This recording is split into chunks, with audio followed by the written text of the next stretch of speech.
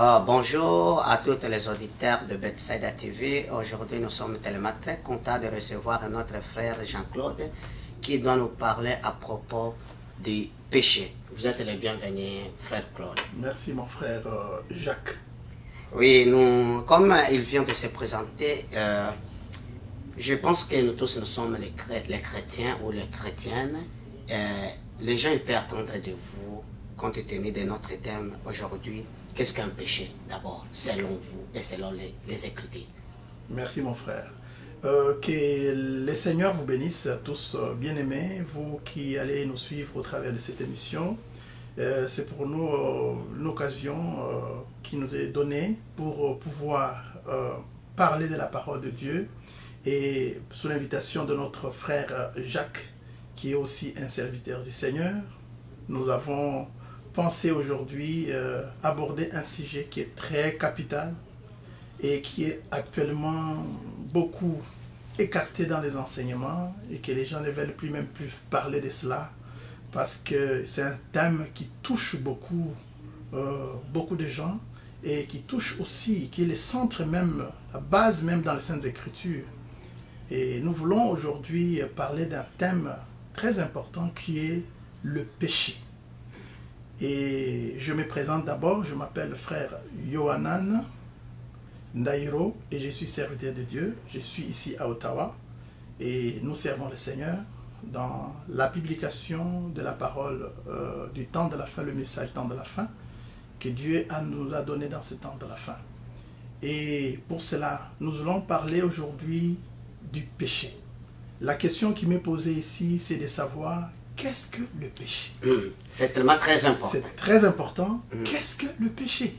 Et si on pose cette question, certainement, comme nous avons plusieurs organisations, plusieurs églises dans le monde, diverses églises, partant de la grande église de Rome, jusque dans les autres églises et le mouvement pentecôtiste, adventiste, méthodiste, témoin de Jéhovah, chacun pourrait donner son propre définition du péché. Et souvent, ça fait un peu, ça dérange les croyants parce qu'ils ne savent plus qu'est-ce qu'il faut retenir de tout cela. Or, nous, en tant que fils du royaume, nous devons croire comme dit l'Écriture. Croire comme dit l'Écriture. Pourquoi? Comme l'apôtre Paul a dit, toute Écriture est inspirée de Dieu.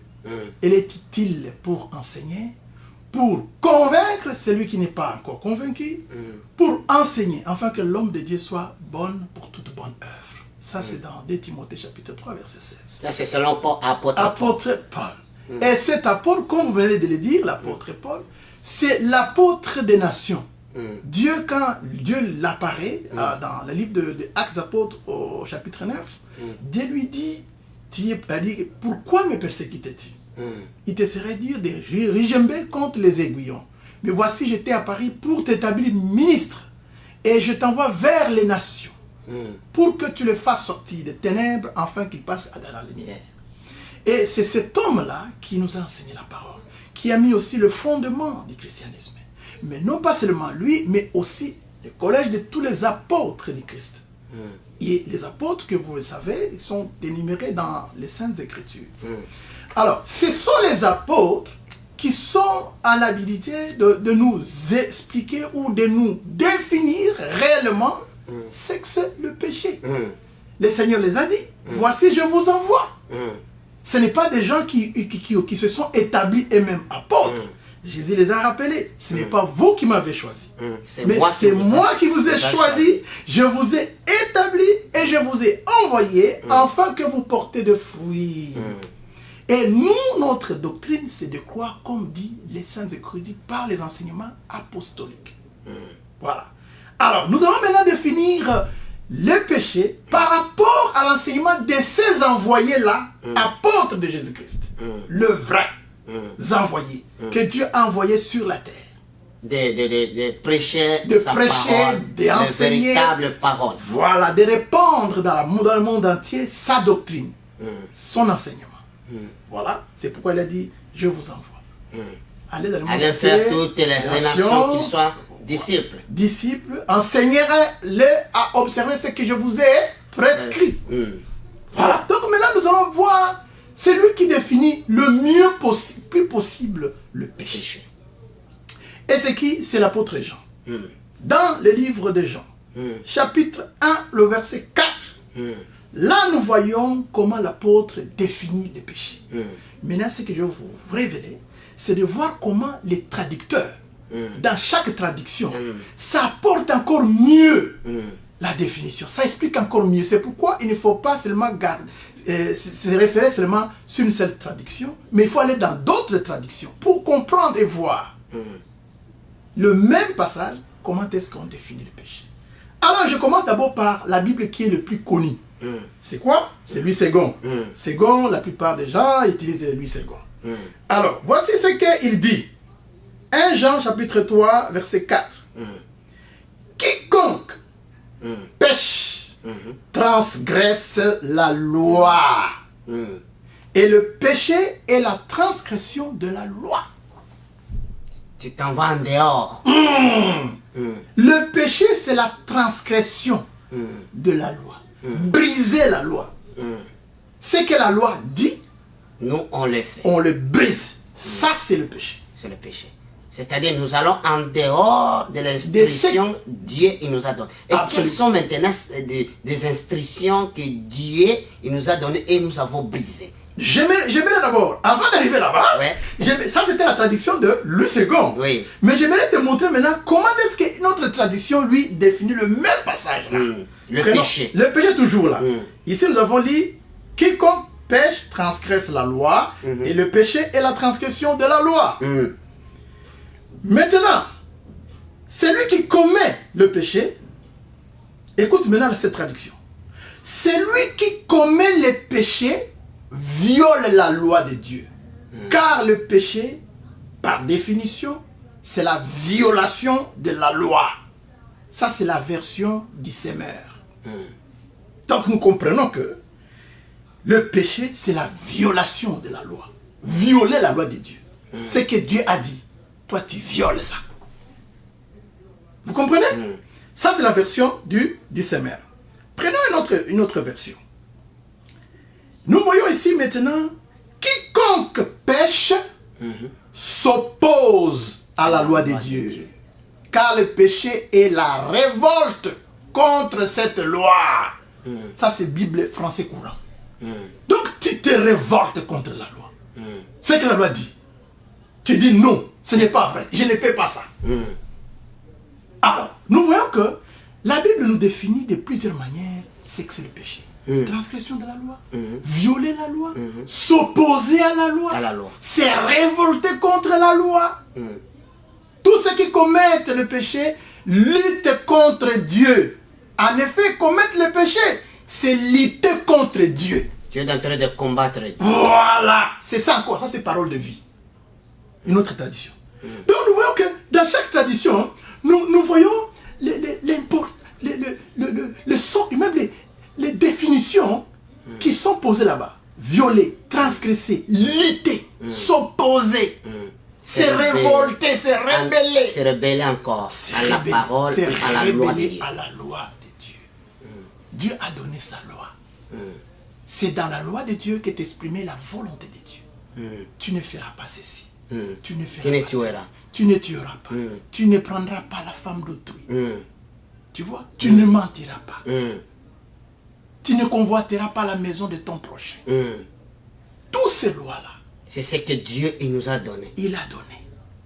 Parce que Dieu a vu que l'homme est tombé dans le péché. Et le péché là, c'était quoi? C'était la première révolte.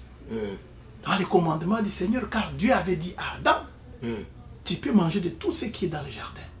Mais de cet arbre, je t'interdis de manger. Là se trouve aussi un mystère. Mais nous en parlerons une autre fois. Mais le jour où Adam a décidé de se révolter, maintenant on prend maintenant ce que Jean dit. Il se révolte. Il se révolte contre Dieu. Il lutte contre ce que Dieu a dit. Il s'oppose contre ce que Dieu a dit. Qu'est-ce qu'il a fait? Il a transgressé la loi de Dieu. Il a violé la loi de Dieu. Et cela nous a plongé tous. C'est ce qui a mené toute la malédiction. Dans la mort. Car le Seigneur a dit, les jours que tu mangeras, tu mourras. Donc le péché, c'est la transgression de la loi. Lorsque les gens se rebellent contre la loi de Dieu, délibérément, volontairement, ils luttent contre Dieu, ils se rebellent contre Dieu, ils s'opposent à Dieu, ils violent alors la loi de notre Sauveur, qui est le Seigneur Jésus-Christ. Alors, il faut maintenant voir que faire pour ne pas, justement, pécher. Pour ne pas pécher, la seule chose à faire, c'est quoi? C'est d'observer la loi.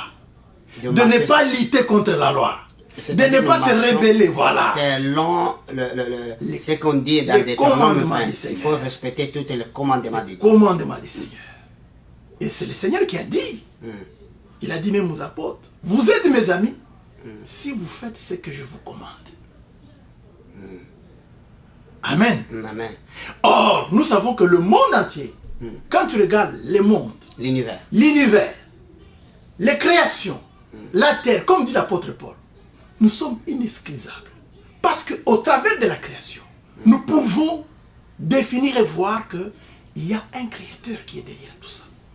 Même l'homme, malgré tout ce qu'il a vu, malgré tout ce qu'il a, il contemple, les merveilles, la gloire de Dieu, les galaxies, il refuse de croire à Dieu. Il y a un chef suprême. Mais lui, il refuse de croire à Dieu.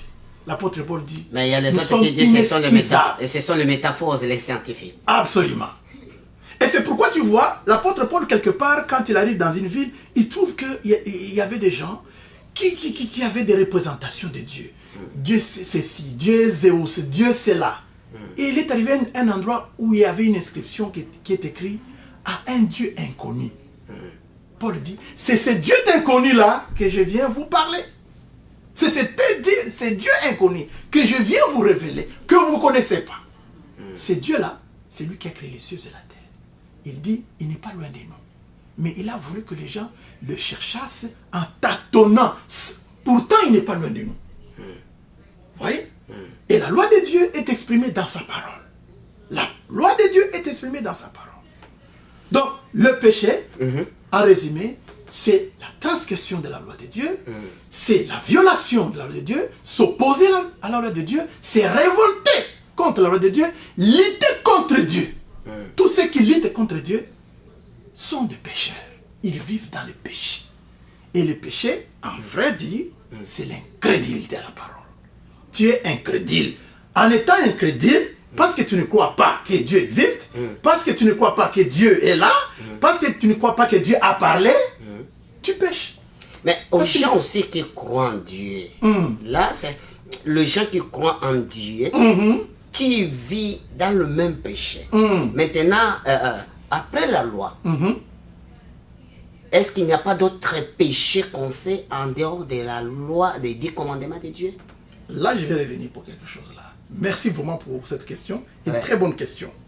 Au fait, quand tu regardes, la plupart des gens disent, je crois en Dieu. Même les païens, ils croient en Dieu. Il vit dans le péché, dans tout ce qu'il fait. Mais il dit, mais je crois en Dieu. Je crois que Dieu existe. Mais il y a une différence entre croire en Dieu et croire Dieu.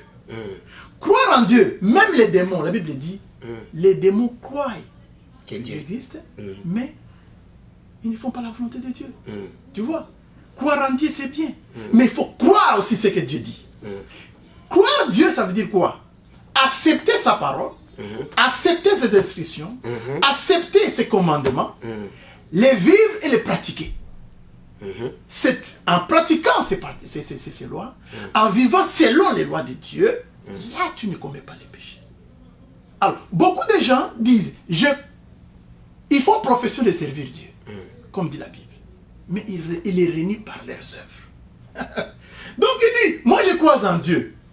Mais entre-temps, il vit toujours en rébellion contre la parole. Il vit toujours en révolte contre la parole. Il vit toujours en violation de la parole de Dieu. Et c'est ce qui est grave aujourd'hui, parce que dans les églises aujourd'hui, les gens vivent comme ça. Ils vont chaque jour, chaque dimanche à l'église. Ils sont à l'église, ils sont dans l'intercession, ils sont de ceci, ils sont dans les chorales, ils chantent pour Dieu. Mais intérieurement, ils ne font pas la volonté de Dieu.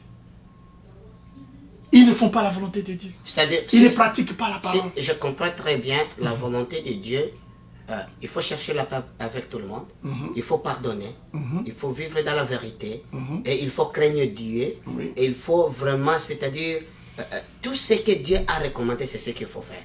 Maintenant, tout ce qui se passe dans l'église, monsieur frère Claude, est-ce que tu vois que dans l'église, présentement, est-ce qu'il y a la crainte de Dieu? Non. Je répondrai non. La crainte de Dieu, on ne le voit pas vraiment. D'autant plus que même quand tu regardes dans les diverses églises que nous avons aujourd'hui, les diverses églises que nous avons dans le monde, la tendance est beaucoup plus à prêcher le bien-être, à prêcher la gloire, à prêcher le succès, à prêcher comment s'enrichir, comment devenir riche en Dieu. On ne prêche pas l'évangile. Le vrai évangile apostolique, comme dit l'apôtre Paul, le vrai évangile qui condamne le péché, qui montre le péché, qui démontre ce qu'il faut faire. Ce n'est pas ce qui est prêché aujourd'hui. Les gens ont pris Dieu comme, comment je dirais-je, c'est comme Grand-père. Un grand-père, quelqu'un qui, on est là, et le Seigneur va nous pardonner. Et c'est ça l'erreur que nous faisons. Là, nous allons arriver là où on parle du pardon, du péché. Beaucoup de gens pensent que Dieu pardonne leurs péchés, alors que Dieu ne les a pas encore pardonnés. Parce que quand tu viens devant Dieu pour demander pardon, vous savez ce qui se passe? Mais la Bible dit, Dieu, si tu confesses,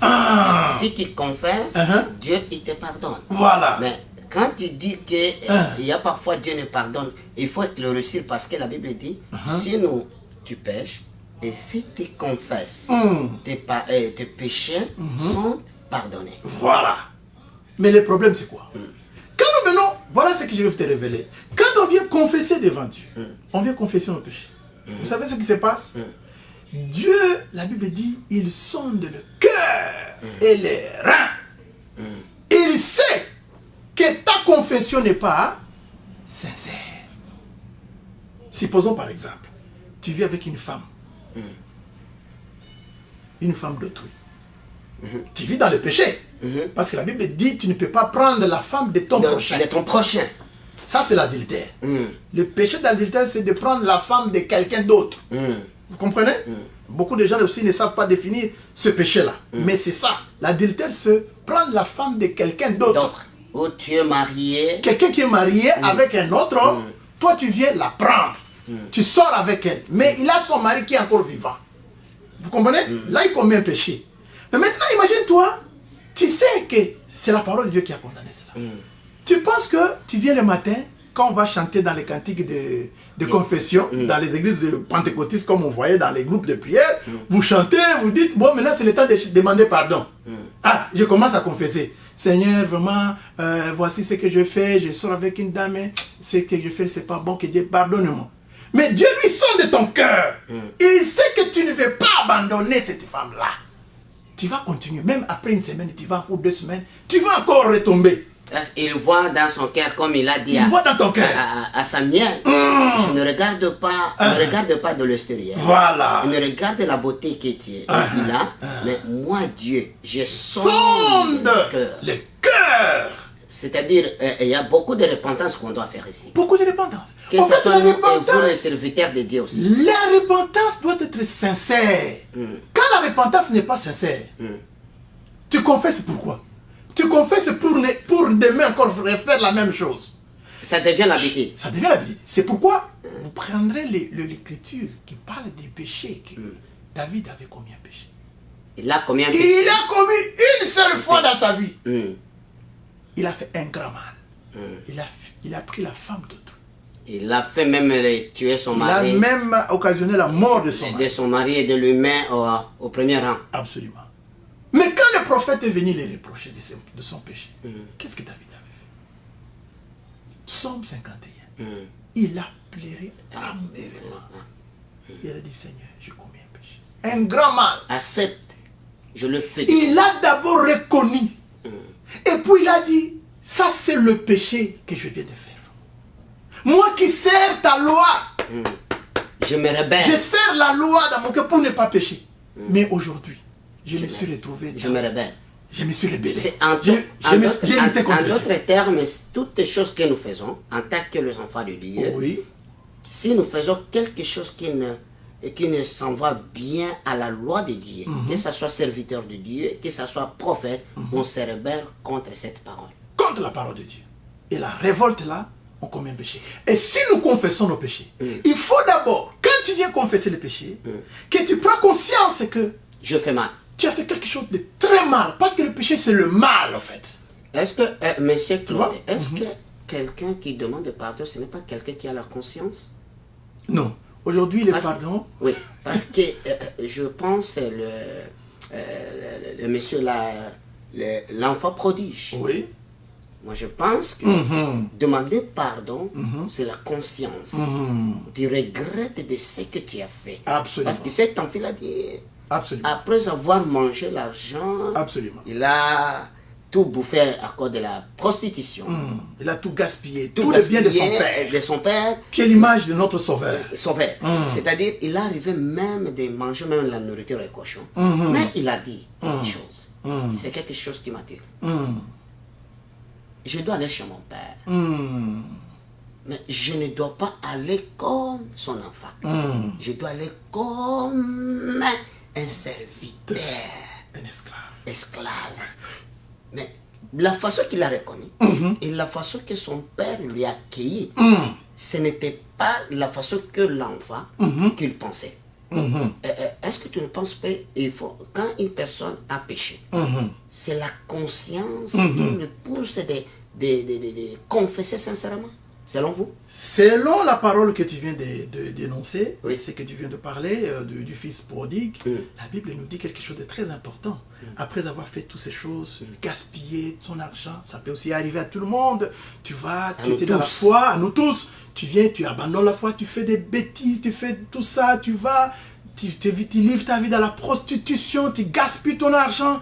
Et puis un jour, la Bible dit que cet enfant-là, le fils prodigue, étant rentré en lui-même, intérieurement, il est rentré, il a réfléchi, comment est-ce qu'il était chez son papa?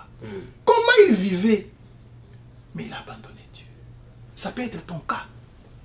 Ça peut être ton cas, toi qui nous suis. Tu as abandonné la foi. Tu étais dans la voie, tu étais dans la parole, mais tu as quitté la foi. Ça peut aussi être quelqu'un qui n'a jamais connu Dieu. Tu vis dans le péché, et le péché te rend esclave. Parce que un homme est esclave par la chose qui la domine. Tu es tombé dans l'ivrognerie, tu es tombé dans la débauche. Et tu es là, tu te demandes comment je vais m'en sortir. Le Seigneur Jésus dit, venez à moi, vous tous qui êtes chargés. Et je vous donnerai le repos, les repos. Amenez vos fardeaux. Venez comme vous êtes, je vous donnerai le repos. Et ce fils prodigue, il a compris. Il a dit, non, je vais aller chez mon père. Je vais confesser tout ce que je fais. Et étant rentré en lui-même, est-ce que beaucoup de gens font cela? Il faut d'abord rentrer en toi-même. C'est ça la repentance. Tu rentres en toi-même. Tu regrettes. Tu comprends l'amour que ton père avait pour toi. Ce qu'il t'avait donné. Parce qu'il était très bien chez son papa. C'est-à-dire, c'était un prince chez son père. Il a perdu son premier amour. Voilà. Mais aussi, il faut qu'il puisse le récupérer. Voilà. Moi, je dois le récupérer. Je ne le récupère parce que je suis son fils. Pas son fils. Je récupère parce que je suis un père. Un pécheur. Tu comprends ce que voilà. Je ne mérite pas. Je ne mérite pas cette place. Je ne mérite plus d'être... Il a dit. Tu vois, il a dit. Je ne mérite même plus d'être appelé ton comme fils. David aussi. Voilà. Il a dormi assis. Jusque là où il s'est couché par terre. Il a mis... Voilà. Jusque là où l'enfant est mort. Et le serviteur dit, quand l'enfant était mort, c'est là où David s'est habillé. Il s'est habillé. Il a mangé. Il a prié, c'est-à-dire, en d'autres termes, il a rangé avec Dieu. Père, tu peux me prendre et tout. Mais ne me récupère pas le Saint-Esprit. Le Saint-Esprit. Maintenant, c'est quelque chose, bon, on doit revenir. C'est lui-même qui le dit dans le psaume là 51. Oui. Ne mérite pas ton Saint-Esprit. Tu peux prendre tout. Voilà. Il avait le Saint-Esprit. David avait le Saint-Esprit comme nous. Je péché contre Amen. toi. J'ai péché contre toi. Comme Joseph a dit. Ton mari, il m'a donné toutes choses. Il m'a autorisé toutes choses. Mais toi, la femme, ton mari, je ne peux pas faire ça. Quand je le fais mal contre Dieu. Est-ce qu'il ne serait pas mieux que nous lisions cette prière de David s'il n'y a pas de temps? S'il y a des temps, peut-être. Prochainement, parce que c'est tellement très long. C'est tellement bon de lire ce passage et voir comment quelqu'un qui est repentant, qui a lutté contre Dieu, qui a violé la loi de Dieu, qui a transgressé la loi de Dieu, qui s'est révolté contre Dieu, il reconnaît que j'ai fait quelque chose de mal. C'est tellement très important là, à tous les auditeurs. C'est ça la repentance, c'est sincère. Tout auditeur, auditrice, quand tu es chrétien, lire Psaume 51. C'est vraiment très profond, vraiment très intéressant de la vie chrétienne. Parce que quand tu regrettes quelque chose que tu as fait, tu peux pleurer. Parce qu'il y a quelque chose qui se détache en toi. Il y a une chose qui sort, il y a de mauvaises choses qui entrent. Et c'est ce que David était en train de regretter. Et l'enfant prodigue. Il a regretté la communion qu'il avait avec son Seigneur. Il a regretté. Est-ce qu'aujourd'hui nous regrettons quand nous confessons nos péchés? Est-ce que nous regrettons pour ne plus les faire? Moi, je pense qu'on ne regrette pas parce que la conscience, un homme, sa conscience, c'est comme un lame qui ruine. Quand tu es habitué de quelque chose, tu peux demander pardon pour la première fois, la deuxième fois, la troisième fois. Ça devient une habitude. Ça devient l'habitude. Non, je vais demander. Je vais pécher demain, je vais encore demander pardon. Je vais pécher. Comme l'enfant prodige, il sait dire non, ça non. Maintenant, pour qu'on puisse terminer, nous avons beaucoup de choses à parler, mais on doit le faire comme les épisodes. Votre frère Claude, il est là, il doit nous expliquer en long et en large à propos de ce sujet du péché. Pour qu'on puisse prendre 2 minutes, l'origine du péché. L'origine du péché. Ça vient d'où? Au fait, le péché que tu vois là, son origine, ça ne vient pas d'ici la terre, ça vient déjà d'en haut. Dieu, avant de créer les cieux et la terre, il avait créé aussi d'abord les êtres célestes. Il a créé les êtres célestes. Entre autres, les anges. Les séraphins, les archanges. C'est ce qu'on appelle l'armée de l'Éternel. Ce sont aussi les fils de Dieu. Mais des fils de Dieu créés, pas des fils de Dieu engendrés. Nous sommes des fils de Dieu engendrés. Et ils sont des fils de Dieu créés. Ils étaient là-bas avec lui, le Seigneur. Et parmi ces anges, il y a ce qu'on appelle hiérarchie. Et il y avait des séraphins, des archanges. Parmi ceux-là, il y avait un qui s'est rebelle. Contre Lucifer. À un moment donné, d'abord, il était d'abord un homme fidèle. Il était dans la fidélité. Il vivait dans la fidélité. Il avait une bonne place. La Bible nous parle dans Ézéchiel. Comment est-ce qu'il mettait le sceau à la perfection? Il était rempli de sagesse. Il avait une beauté incroyable et rempli de sagesse. Mais un jour, l'orgueil. Voici ce qui se passe. Quand Dieu a créé ces êtres célestes, comme aussi quand Dieu nous a créés, Dieu est merveilleux. Il n'a pas voulu faire de nous des robots. Il n'a pas voulu faire de nous des automates. Ça veut dire un robot, il ne fait que ce que son créateur lui demande de faire. Ce qui est programmé. Ce qui est déjà programmé par. C'est ce qu'il doit faire. Mais Dieu, lui, il a dit non. Les êtres que moi je vais créer, je veux qu'ils soient comme moi. Qu'ils aient ce qu'on appelle le libre arbitre. Et c'est dans ce libre arbitre, tu as le choix de faire le bien et le mal. Ou le mal. Le mal, en fait, c'est quoi? C'est seulement faire le contraire de ce que Dieu a dit. En fait, Dieu n'a pas créé le mal. Il a créé seulement le bien. Mais quand tu fais le contraire de ce bien-là, ça tombe dans le mal. Alors, le premier être à penser à cela, c'était l'ange là qui était là, qui tenait, qui mettait la perfection. L'ange qui était célébré. Que tout le monde respectait même. Un jour, il s'est dit, mais pourquoi ne pas faire le contraire de ce que Dieu dit? Il s'est rébellé dans son orgueil. Et c'est comme ça que il a été chassé. Dans les royaumes de Dieu. Dans les royaumes de Dieu. Voilà, le cercle de Dieu, il était banni. Vous comprenez? La révolte a commencé là-bas. Et ce même révolte... C'est pour cela dans les églises aussi il y a des révoltes. Les révoltes est tombée lorsque lui, Lucifer, il entre dans l'être qu'on appelle le serpent. Il vient insinuer à la femme. Parce qu'il avait vu qu'Adam c'était difficile. Il passe par la femme. La femme qui écoute beaucoup. Et qui aime beaucoup écouter de belles paroles. De belles paroles. Il prend la même parole là, il transforme ça. Il dit, mais est-ce que Dieu a dit que vous ne pouvez pas manger de tous les arbres là. Dieu a dit que vous ne pouvez pas manger de tous les arbres qui sont dans les jardins. Dieu n'avait même pas dit ça. Dieu a dit que vous pouvez manger de tous les arbres plutôt. Sauf seulement. Mais lui dit, Dieu a dit que vous ne devez pas manger tous les arbres. Dieu n'a pas dit ça. Il a transformé la parole, il a interprété la parole. C'est pourquoi l'interprétation de la parole est quelque chose de dangereux. Quand on interprète la parole de Dieu, on tombe dans les jugements. Et voilà, aujourd'hui, il y a des lois que Dieu a données dans la parole, des commandements que les gens ne respectent pas. Ils appellent ça saint, alors que Dieu lui appelle ça péché. Il y a des choses que Dieu appelle péché, mais les hommes appellent ça, des églises appellent ça saint. Et les choses que Dieu appelle saint, elles déclarent être péché. Je peux donner un exemple. Frère Claude, pour que je ne t'interrompe pas, il y a une église. Il y a une vidéo qui était circulée. Avant, on délivrait les gens. Ils enlèvent les sous-vêtements, tout. Je pense que c'était la vie.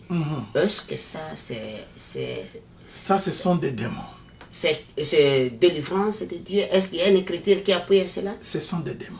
On te lave avec de l'eau, c'est le pasteur voit le sexe de femme, et après, on te donne les sous-vêtements là-bas. Ça, ce sont des démons. Est-ce que ça, c'est une église? Non, ça, ce sont des démons. Parce que ce n'est pas la pratique de la parole. Mais ce qui se passe, c'est quoi? C'est que ces mêmes prédicateurs qui s'appellent prédicateurs, ou évangélistes, ou docteurs, ou même apôtres, ils prennent des passages de l'écriture, soit dans l'Ancien Testament, ils donnent un autre sens de ces paroles-là. Et c'est ce qui amène la mort. Tu comprends? C'est comme aujourd'hui, je vais aussi parler de quelque chose de péché que les gens appellent saint. Quand l'apôtre Paul montre que dans l'église de Dieu, Dieu est un Dieu d'ordre, que les femmes se taisent dans les assemblées, il ne leur est pas permis d'y parler. S'ils ont quelque chose à demander, qu'ils demandent à leur mari à la maison. Dans l'église du Seigneur, les femmes ne parlent pas, ils n'enseignent pas. Je ne permets pas à la femme d'enseigner. Et puis là, l'apôtre Paul dit que c'est lui qui dit ça. Qu'il reconnaisse que ce qu'il dit, c'est un commandement du Seigneur. Ce n'est pas lui, Paul, qui le dit. C'est le commandement de Dieu. Mais ceux qui ne pratiquent pas ces commandements-là, qu'est-ce qu'ils font? C'est la rébellion. C'est la rébellion contre la parole de Dieu. Donc ils violent le commandement de Dieu. Les commandements de Dieu. Ils s'opposent. Alors, vous voyez, des pasteurs femmes, des évangélistes femmes. Et ils peuvent avoir même les soucis de gagner les âmes. Mais comme Dieu a déjà dit, je ne permets pas à la femme d'enseigner. Pourquoi? Dieu se souvient de ce qui s'est passé au commencement. C'est à cause de j'aimerais terminer l'origine du péché. Je t'ai dit que le premier péché a été commis où? Au ciel. C'est l'être qu'on appelle Satan qui s'est rébellé contre Dieu. Et il a plongé tout un tiers des anges. Ont suivi Lucifer. Et ils sont partis. Ce sont des démons aujourd'hui. Mais ici sur la terre, la première être à commettre le péché, vous savez c'est qui? Non. C'est la femme. La femme. C'est la femme qui est la première être au monde de commettre le péché. Elle est portée. Comme Satan au ciel, sur la terre. C'est la femme qui nous a plongé tout le monde. Si nous sommes aujourd'hui dans les maladies, si nous sommes dans la guerre, si nous sommes dans les problèmes, c'est à cause d'une femme. Une seule. C'est la femme. C'est pourquoi l'apôtre Paul dit dans Timothée, ce n'est pas Adam qui a péché, mais c'est la femme qui s'est trouvée transgresser la loi de Dieu. Vous comprenez? A plongé le monde dans les péchés. Tu veux qu'on lise ça pour qu'on puisse... Parce qu'il faut voir ça avec l'écriture. Comme nous avons dit, toute écriture est inspirée de Dieu pour enseigner, pour convaincre.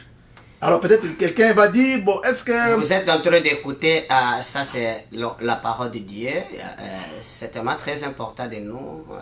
La Bible dit, toute chose c'est la vanité des vanités. Ce que nous parlons, c'est pour le royaume des cieux. L'argent, ce n'est pas mauvais, mais il faut savoir la façon que tu prêches les gens pour avoir de l'argent. Voilà. Quelqu'un qui ne travaille pas, même si tu lui expliques la prospérité, il ne peut pas avoir de l'argent. C'est ce qu'il faut savoir. Le péché, ça nous écarte avec Dieu. Amen. Oui. Je lis dans 1 Timothée chapitre 2, on peut commencer au début pour voir le contexte. Au verset 9, il est dit, « Je veux aussi que les femmes, vêtues d'une manière décente, avec pudeur et modestie, ne séparent ni des tresses, ni d'or, ni de perles, ni d'habits somptueux, mais qu'elles se parent de bonnes œuvres, comme il convient à des femmes qui font profession de servir Dieu. Que la femme écoute l'instruction en silence, avec une entière soumission. Je ne permets pas à la femme d'enseigner, ni de prendre de l'autorité sur l'homme, mais elle doit demeurer dans le silence. Car Adam a été formé le premier, Ève ensuite. Et ce n'est pas Adam qui a été séduit. C'est la femme qui, séduite, s'est rendue coupable de transgression. Et nous avons dit, le péché, c'est la transgression de la loi. Et sur la terre ici, la deuxième personne à commettre le péché, après Lucifer au ciel, sur la terre, la première personne, c'était la femme. Les anges qui étaient descendus. Oui, il est tenté par le serpent, il a parlé à la femme a dit, pourquoi ne pas tenter? Faire le contraire de ce que Dieu a dit à Adam. Qu'il ne faut pas manger de cet arbre. Pourquoi je ne peux pas faire le contraire? Je mange d'abord ça. Là-bas, les instructions, est-ce que Adam n'a pas expliqué à Ève? Il avait dit certainement. C'est parce que les femmes aiment écouter. Ils aiment écouter. Des belles paroles. Certainement, Adam n'était pas là à ce moment-là. Ils étaient quelque part dans le jardin. Et le serpent s'est approché de lui. Il lui a parlé. Et puis, tu vois la femme, dans cette chose, elle est en quête de la gloire. Elle est en quête aussi de cette popularité. Elle est en quête de dominer. Elle dit, oh, pourquoi ne pas faire le contraire de ce que Dieu a dit? Certainement, ça va m'ouvrir les yeux. Je serai comme Dieu. Je serai comme lui. Et il se révolta contre Dieu. Il lutte contre Dieu. Il transgresse, il viole la loi de Dieu. C'est ça ici. C'est pourquoi Dieu a dit, je ne permets pas à la femme d'enseigner. Depuis ce jour-là, Dieu n'a jamais changé. Nous sommes tellement très contents d'écouter notre frère Claude qui nous parle du péché, l'origine du péché, qu'est-ce qu'un péché. Pour qu'on puisse terminer, on doit parler sur les conséquences du péché. Les conséquences du péché. C'est vraiment divers. Donc il y a beaucoup de conséquences. Mais le premier qu'il faut retenir, la Bible dit, le salaire du péché, c'est la mort. C'est la mort. Et quand on parle du salaire du péché, c'est la mort. C'est quelle mort? Les gens pensent que c'est la mort physique. Ils me disent, si c'est comme si le salaire du péché, c'est la mort. Mais toi, si tu vas mourir, non? Moi aussi, je vais mourir, non? Même si toi, tu fais la volonté de Dieu. Même si toi, tu fais la loi de Dieu. Même si tu pratiques les lois de Dieu. Tu vas mourir comme moi. Donc, ça ne sert à rien. Donc, je continue à pécher. Non. Le Seigneur, quand il parle de la mort ici, le salaire du péché, c'est la mort. C'est la séparation de cet amour, de Dieu pour toujours. Ça veut dire quoi? Quand nous quittons le corps, beaucoup de gens ne savent pas. Ce corps ici, c'est comme une enveloppe. Quand nous quittons, nous ne mourrons pas.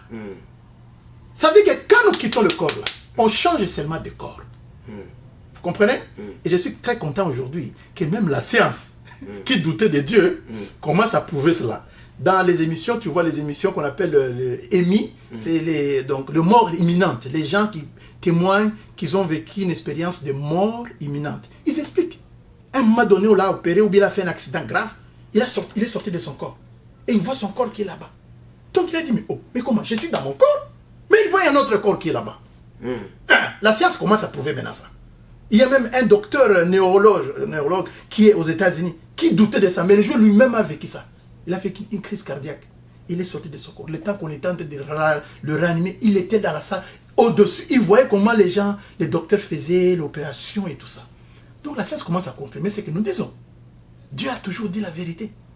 On n'est que on fait de passage. C'est pourquoi quand Lazare est mort, tu vois, le Seigneur a dit quoi? Non, Lazare dort. Il est endormi seulement. Il n'est pas mort, il est endormi. Pourquoi? Parce que c'est un croyant. Un croyant ne meurt pas. Il dort. Il dort seulement. Quand le temps va venir, le Seigneur va dire, réveille-toi. Il se réveille. Le croyant qui pratique le principe, Il pratique le principe commandement de de la Dieu, parole. Voilà. les commandements qui marchent dans Qui la marchent sainteté, dans la sainteté. qui craignent Dieu. Qui craignent le Seigneur. sont des gens La qui- crainte de Dieu, c'est le commencement de la de la sagesse. sagesse. Tu ne peux pas avoir la sagesse si tu n'as pas la crainte de Tu Dieu. n'as pas la crainte de Dieu. Et la crainte de Dieu, c'est de garder ses commandements. De ne pas faire mal. De ne pas transgresser les commandements. Alors, quand tu quittes la terre, la chair, là, tu dis maintenant devant la réalité. Ton vrai corps, l'âme qui est en nous, tu es là. Et c'est ce qui Et c'est lui qui sera là, qui va mourir. Parce que tu seras séparé de Dieu. Tu vas dans un autre endroit qu'on appelle le séjour de mort. Il y a deux endroits. Le séjour de mort. Il y a aussi un autre endroit qu'on appelle le lieu de bienheureux. Les saints d'Abraham. C'est pourquoi l'apôtre, le Seigneur nous a parlé du riche Lazare et du pauvre Lazare. Hein? On nous dit que le riche là, quand il est mort, il est allé dans les saints d'Abraham.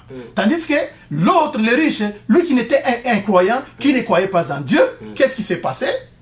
Il se retrouve dans les séjours de mort, mais dans la souffrance. Il demandait même une gouttelette. Il demandait même si on peut même l'amener, juste une petite Et goutte. dit aussi à mes frères, Mais est-ce que c'est possible C'est même trop tard. que mes frères. Lazare puisse se retourner sur la terre, comme ça il peut avertir à mes frères qui ne viennent pas de ce côté. C'est terrible ici, mais c'est déjà trop tard.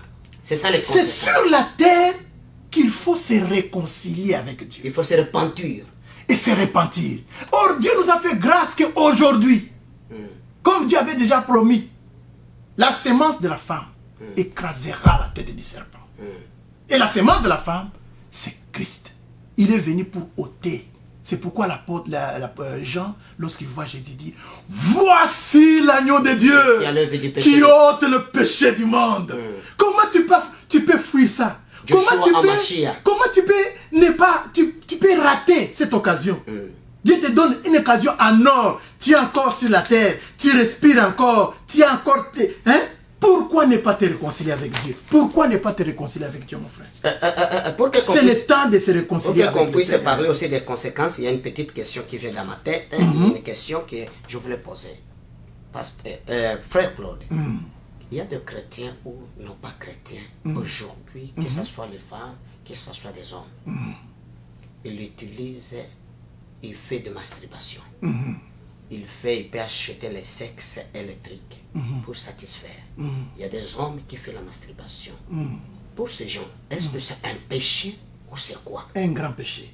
Parce que le Seigneur Même nous aussi dit, de femmes mariées, s'ils ne sont pas satisfaites, Voilà. ou l'homme... C'est le péché. Quelles sont les conséquences de l'apôtre faire Paul la d'abord, masturbation? l'apôtre Paul d'abord nous dit, si tu brilles, si vous brillez, mariez-vous. C'est le chemin. Ouais. Pour échapper à ces bêtises-là, il faut se marier.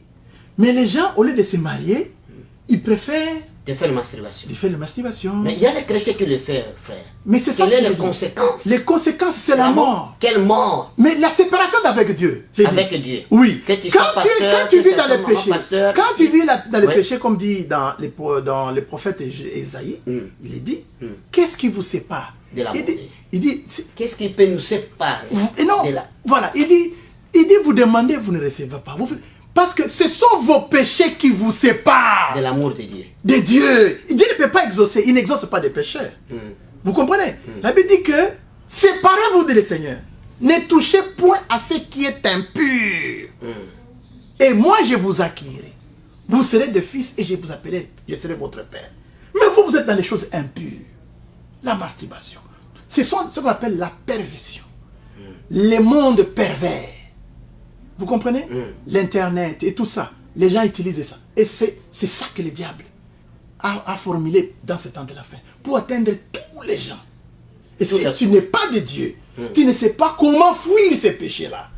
Vous comprenez? Tu tombes dans ça. Voilà pourquoi il est important, comme l'apôtre, plutôt comme les psalmistes disaient, David, je serre ta parole dans mon cœur pour que je ne pêche pas. J'énumère tes lois. Je prends plaisir. Heureux l'homme qui ne trouve pas son plaisir et qui ne s'assoit pas avec le méchant. Mais qui trouve son plaisir dans la loi de l'Éternel. Et qui la médite jour et nuit. Que cette livre ne vous éloigne pas de vos bouches. Josué chapitre 1 verset 8. Que ce livre de la loi Ne vous éloignez pas de vous. Ne s'éloignez pas de vous. Méditez les jours et nuits. Et afin que vous ayez des succès dans tout ce que vous faites. Dans vos entreprises. Dans vos entreprises. C'est là où il y a la bénédiction. Les bénédictions. Tu médites d'abord la parole. Amen. Deutéronome 28 aussi, on le dit. La désobéissance. Parce que c'est qu'on appelle le péché, c'est quoi? C'est désobéir à Dieu. À la parole de Dieu. Désobéir à la parole du Seigneur. C'est vraiment très important. Il y a aussi les gens vraiment, à tous les chrétiens, quand tu vois que ça ne marche pas, il faut parler avec ton mari quand tu es marié. La masturbation, ce n'est pas bon. Comme frère Claude il vient de le dire, il y a beaucoup de gens qui le font. Il y a beaucoup de gens qui se tuent à cause de ça. Il y a des femmes qui te disent, bon, je suis bien, je n'ai pas besoin d'un homme. Or, ils chantent. Absolument. Or, ils donnent la dîme. Pour les choses là, on doit... on va revenir sur ça. On doit en revenir. Nous sommes tellement très contents de te recevoir. Tu nous as parlé de mon sujet. Quelle est la dernière parole? C'est-à-dire, frère Claude, il est là. Il nous parle des Écritures. Il y a des versets. Et si vous avez besoin même de le contacter, tu peux contacter au Bethsaida TV.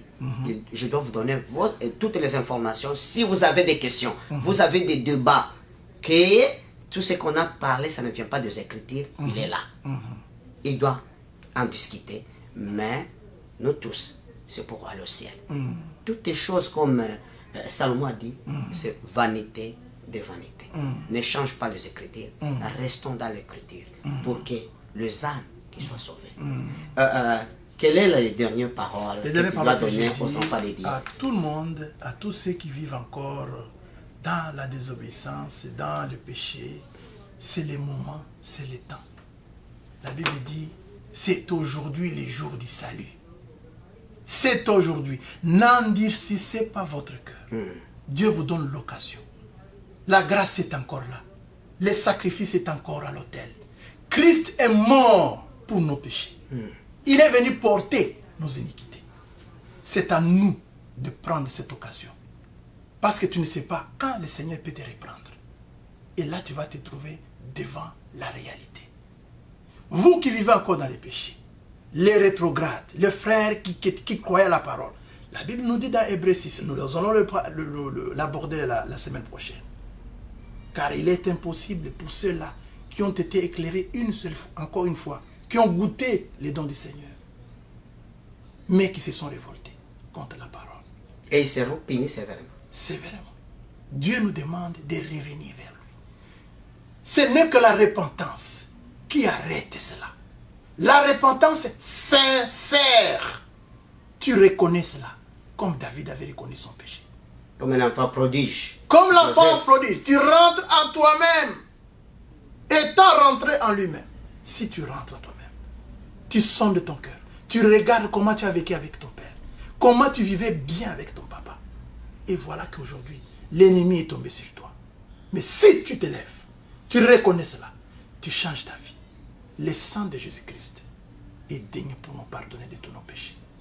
Alors je vous invite tous à croire la parole du Seigneur, à recevoir Jésus-Christ comme votre Seigneur personnel. Car c'est lui seul et uniquement lui qui donne la vie éternelle. En dehors de Jésus, il n'y a pas de vie. La Bible dit, Jésus a dit, je suis le chemin, la vérité et la vie. Celui qui me suit ne marchera pas dans les ténèbres. Que le Seigneur vous bénisse. Merci, c'est votre frère Johan. Nous sommes tellement très contents à te recevoir. Merci, mon frère. Je pense que ça ne sera pas la dernière fois. Merci. Nous avons des choses à parler pour le royaume des cieux. Amen. On n'a pas parlé de la politique, on a parlé de la politique de Dieu pour aller au ciel. Amen. Toutes les choses, on restera ici. Quel que soit, on sera les millions de dollars. Là, nous avons besoin de l'argent parce que ça nous fait qu'on puisse acheter des choses, qu'on puisse vivre. Mais que ça ne puisse nous faire de manquer le ciel. Que Dieu vous bénisse. Dieu bénisse tout les gens qui doivent nous suivre, à notre partenaire Bainino Amissi, et tout aussi, je salue aussi ta famille. Merci et à maman de Claude qui a accepté aujourd'hui frère Claude qui puisse nous parler de péché. Et nous saluons tous les clients du salon Bethsaida. Que Dieu vous bénisse. Dieu Shalom. bénisse le Congo. Bye bye. Ciao. Shalom.